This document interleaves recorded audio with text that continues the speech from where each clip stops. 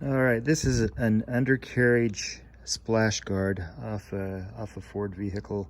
It's one of those that are made out of the compressed felt material. I had a tear in the splash guard right in this area here. You can see and it wasn't holding, and it was making noise when the wind blew and that kind of thing. I looked online trying to find a repair, and I heard somebody mention this method here, so I went ahead and did it, and it's worked out pretty good. Wanted to kind of show it, so hopefully it'll help somebody else, because I never actually saw the actual repair. But anyway, what I did is took the splash guard, stuck it on. Actually, I had to pull this area, stretch this area out, because it was pulled back a little bit, but I had to stretch it out. And I started out by drilling holes in this area here so I could attach these two zip ties and then stretch it out.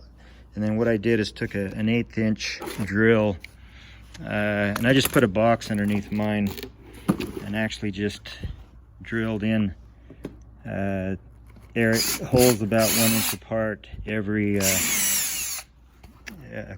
all across the torn area on both sides.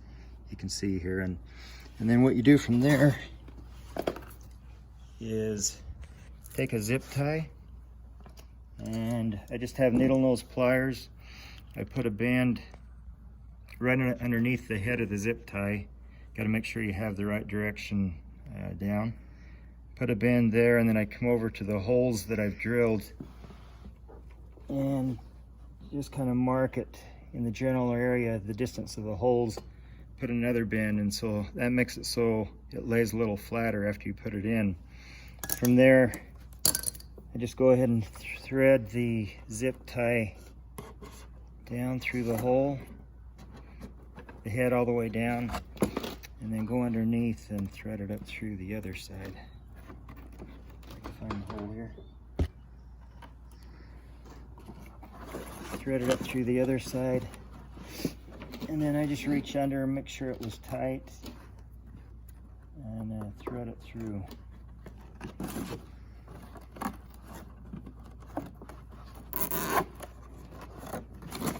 And just tighten it up. Once that's done, that's pretty much all there is to it. From there, I just take some snips and just cut the end of the zip tie off that's not being used.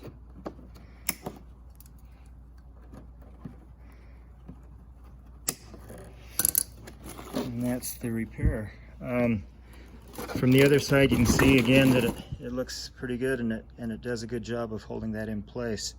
So we'll see how well it holds up on the car. It'll save you about probably 55 to 75 bucks is what these things cost, which isn't a lot of money, but if you're cheap like me and don't want to buy a new one, this will be a good repair that'll hold it together for you.